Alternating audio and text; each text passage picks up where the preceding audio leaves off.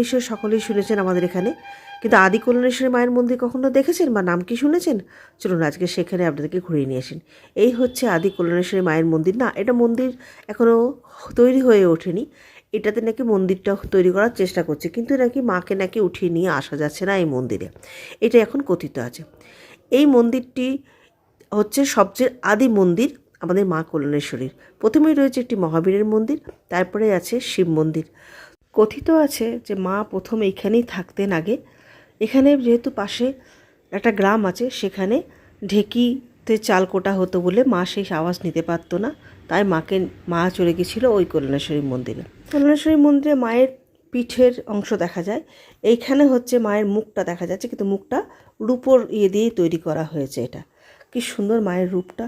জয় মা, সকলের মঙ্গল করো মা। আর সব মায়ের মন্দিরের সামনেই দেখবেন একটা করে শিব মন্দির থাকে। ঠিক সেরকমভাবে মায়ের মন্দিরের অপোজিটে আছে শিব মন্দির, এবং ঠিক শিব মন্দিরের অপোজিটে দেখবেন মায়ের মন্দির থাকে।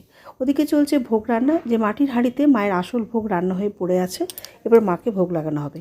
এছাড়া প্রতি শনিবার এখানে সকলকে খাওয়ানো হয়, যে আসবে সেই খেতে পারে। এখানে কোনো টাকা পয়সা লাগে না খাওয়ার জন্য। আপনারা অনেকে হয়তো ভাববেন এটি কোথায় মন্দিরটি।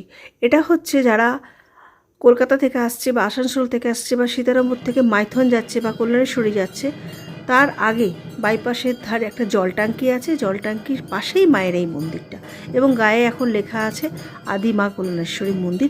এখন একটা গেটও করে দেওয়া হয়েছে, আপনারা অবশ্যই দেখতে পাবেন। মানে আসানসোল থেকে আসতে গেলে এটা বাঁ হাতে পড়ে, আসানসোল দিকে যেতে গেলে এটা রোডটা পেরিয়ে ডান দিকে যেতে হয়। তো ওখানে ভোগ খাওয়া শুরু হয়ে গেল। প্রচুর লোকে ভোগ খায়, কত লোক যে অগুন্তি লোকে ভোগ খায় কেউ জানে না। আমরা ওদেরকে জিজ্ঞেস করলাম যে আপনারা কী করে বুঝতে পারেন এতটা চাল লাগবে এতটা ডাল লাগবে? বললো কিচ্ছু বুঝতে হয় না, মায়ের যে কী মহিমা, যারা আসে তারা পেট ভর্তি করেই ভোগ খেয়ে যায়। কোনো এখানে আমরা জানি না, আমরা যা রান্না করি তাই দেখি সবাইকার মধ্যে ভাগ হয়ে সুন্দর ভোগ খাওয়া হয়ে যায়। জয় মা, সকলেই মায়ের কৃপা বলতে পারেন, এই আর কি। তো আমরাও খেতে বসে গেলাম। আমাদেরকে প্রথমে পায়েস, মানে ভোগের পায়েস দেওয়া হলো, তারপরে দেওয়া হলো খিচুড়ি। খিচুড়িতে অপূর্ব খেতে, মানে এত সুন্দর ঘরে আমরা রান্না করতে পারি না। এছাড়া ছিল একটা তরকারি, ছিল পাঁচমেশালি আর চাটনি।